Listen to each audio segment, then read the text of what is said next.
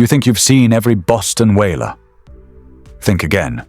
From jet-powered rebels to forgotten cabin cruisers, these 10 whalers changed history, then vanished from it. Today, we're bringing back the models that even lifelong boaters didn't know existed. Before the Outrage became the icon of offshore boating, it looked different. Picture this, a 21-footer with ribs molded outside the hull like an armored shark. Boston Whaler called it the Outrage 21 Ribside, and for a brief moment in 1971 to 72, it was the most rugged thing afloat. Those ribs weren't for show, they stiffened the hull before Whaler perfected internal reinforcement. Owners said it looked like a Cold War submarine that got lost at a yacht club. Only a couple hundred were ever made before they switched to the smooth side version, and that alone makes it pure collector candy. The boat rode beautifully for its time, slicing through chop while staying light enough to tow behind a pickup. You'd often see them with twin Johnsons or Mercuries, the perfect mix of old-school grunt and whaler toughness. Today, spotting one is like finding an early iPhone still sealed in the box. Rare, slightly weird, but historically priceless.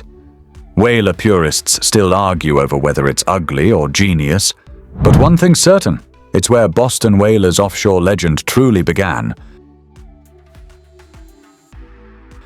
Imagine taking an Outrage 19, slicing off its gunnels and saying, "Yeah, that'll do." That's the Boston Whaler 19 low profile, a boat so stripped down it makes minimalism look excessive. Originally made for commercial and military users, this boat was a chopped-down Outrage built to fit under davits and handle rough duty. About 100 left the factory, most used by law enforcement, meaning the few survivors have probably seen more drama than an entire season of Deadliest Catch. Some were even converted into dive boats and rescue skiffs, earning reputations for being impossible to sink or break. Despite being nearly impossible to find, collectors drool over them. Why? They're pure whaler DNA, tough, simple, and built like a floating anvil. It's the kind of boat that doesn't care about your fancy fish finder or Bluetooth stereo. It just wants to get the job done, and maybe humiliate a few modern hulls along the way. Every scratch tells a story, and these boats have lived a few lifetimes. If these first 2 whalers surprised you, the next ones will blow your mind. Hit subscribe and stay tuned, the rarest Boston Whalers are still ahead. The 27 full cabin was Boston Whaler's attempt to say, "We can play big league too." And boy did they mean it. This wasn't your neighbor's weekend skiff. It was a serious offshore beast, complete with a cozy cabin, massive beam, and enough fiberglass to armor a tank. When it debuted in the mid-80s, it was the largest whaler ever made. It blended sport fisher performance with Whaler's unsinkable foam core, giving you a battle wagon that could laugh off 5-foot chop while you sipped coffee inside. Owners loved that dual personality. Part workhorse, part weekend condo. It could be rigged with twin or even triple outboards, making it one of the fastest and toughest family cruisers of its era. Inside, the cabin offered sleeping space, a galley, and that priceless whaler security. The only downside, it was built like an aircraft carrier and priced like one too. That's why so few were sold, making it a rare gem today. But those who've owned one still swear, once you've captained a 27 full cabin, everything else feels like a toy boat in a bathtub. Every now and then, Boston Whaler gets weird, and the minutiae is proof. Imagine someone taking a classic 16-foot whaler and deciding, let's make it into a micro-cabin cruiser. What came out looked like a whaler wearing a motorcycle helmet. The minutiae had a hard top, a tiny cabin with a windshield, and a design so quirky it split the fan base right down the middle. Some loved its mini trawler charm. Others said it looked like a sci-fi escape pod. Only around 230 were ever made, which means most people have never even seen one in person. But here's the kicker. For all its oddball looks, it was still pure whaler, unsinkable, seaworthy, and surprisingly roomy for two. Some were even used for camping, fishing, or as yacht tenders, proving how adaptable that hull was.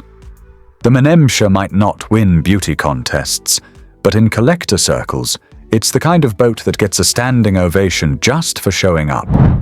It's like the quirky cousin of the whaler family, awkward, unforgettable, and impossible not to love once you meet it. The Mischief 15 wasn't named by accident. It was Boston Whaler's 30th anniversary gift to itself, a tiny, rebellious 15-foot rocket built purely for fun. Think of it as a jet ski with class, or a whaler that drank too much Red Bull. With swooping lines, bucket seats, and a raked windscreen, it looked nothing like the boxy whalers everyone knew. It came in wild color options, red, blue, silver, and only about 235 were built in total. That makes it rarer than most Ferrari models. And yet, under all that flash was the same legendary 15-foot hull that whaler fans adored. Stable, fast, and virtually unsinkable. You could tow skiers, hit 45 miles per hour, or just cruise around pretending you were in Miami Vice. Today, spotting one in mint condition feels like finding buried treasure.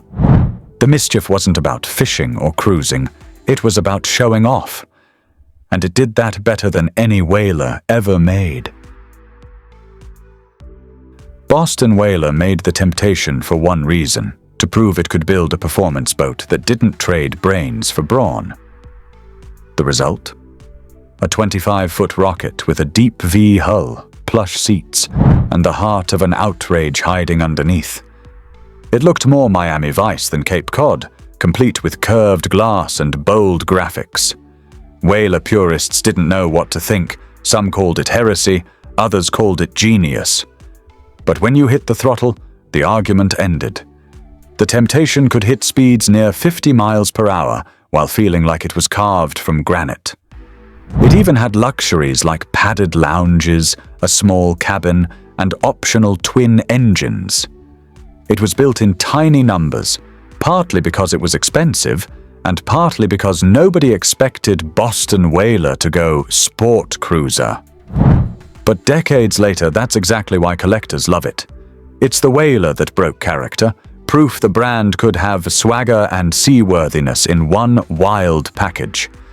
If you thought those were wild, the next few will make you question everything you know about Boston Whaler. Hit subscribe now. The rarest, strangest whalers are just getting started.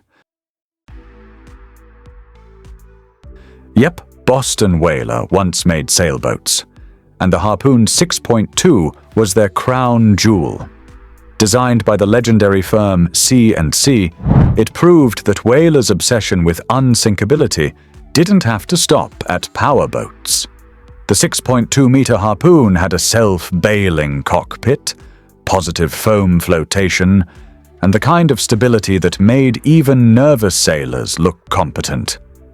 It wasn't flashy, no teak decks or gold lettering, but it was brilliantly practical. You could run it aground, flood it, or even knock it over, and it would pop right back up like a rubber duck in a storm. It was also fast, surprisingly roomy, and easy to rig, making it a sailor's dream and a maintenance man's fantasy. Owners still love how forgiving it is, a perfect blend of sea and sea's design and whalers' safety-first approach. Only about 150 were ever built, which is wild considering how well it sailed. Today, it's one of those whalers that makes people say, wait, they built that? And yes, they did, because Boston Whaler never followed the rules, even when there wasn't a motor in sight. When the jet boat craze hit the early 90s, Boston Whaler looked around and said, "Fine, let's make one, but we'll do it better. Enter the Rage 15, a 15-foot, 240 horsepower fiberglass missile powered by an OMC turbojet. It was small, loud, and had the personality of a caffeinated squirrel.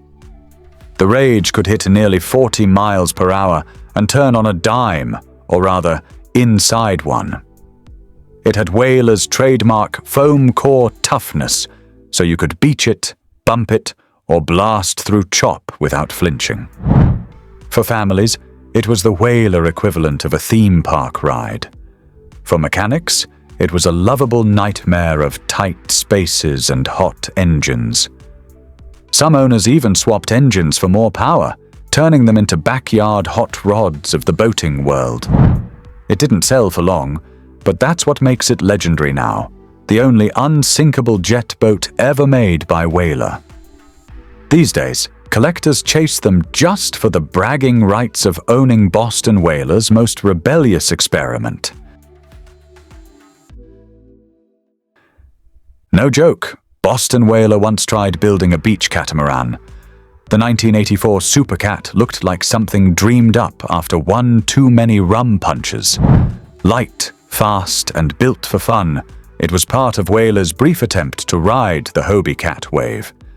It had twin hulls, a bright sail, and enough stability to make you forget how easy it was to flip. Whaler thought it could dominate the beach scene, but the market didn't bite. Sailors wanted speed demons. Whaler gave them unsinkable reliability. Admirable, but not exactly adrenaline-inducing. Still, for the few who owned one, it was a blast. The Supercat handled rough surf better than most small cats, and carried Whaler's trademark indestructibility. Only a handful were ever made before Whaler quietly packed up the experiment. Today, spotting a Supercat is like spotting Bigfoot, rumors, photos, and a few grainy sightings on eBay. Still, it's a fascinating chapter in Whaler's history. Proof that even the most serious boat builders occasionally go on a midlife crisis adventure. If the recreational Boston Whalers were the nice guys at the marina, the Guardian 22 was their grizzled older brother who worked security at the docks. Built for police, Coast Guard, and military use, the Guardian 22 was basically an Outrage 22, but with armor plating in fiberglass form. The hull was the same legendary design, but Whaler added thicker layups, reinforced decks, and optional gun mounts or rescue gear. These things weren't made to fish, they were made to take hits. Some even ran twin outboards and patrolled storm zones or chased smugglers. The public rarely saw them, because most were locked away in government service or doing serious offshore duty. A few eventually made it into civilian hands, usually after decades of hard labor. Restorers love them because they're the toughest whalers ever built. Period. It said you could beach one, drop it, and still run it the next day. The Guardian 22 didn't care about shiny gel coat or cup holders. It cared about surviving anything short of a hurricane. And it usually did. From experimental jet boats to armored patrol legends, these 10 Boston Whalers prove the brand's legacy goes far beyond the classics we all know. Each one tells a story of risk, rebellion, and relentless innovation. Moments when Whaler said, "Let's try something wild," and actually built it. Whether it was chasing speed, safety, or pure fun, every model left an unsinkable mark on boating history. So next time someone says, "Whalers are all the same," just smile, because you know about the rare ones that broke the mold. If you love hidden marine history, don't forget to subscribe.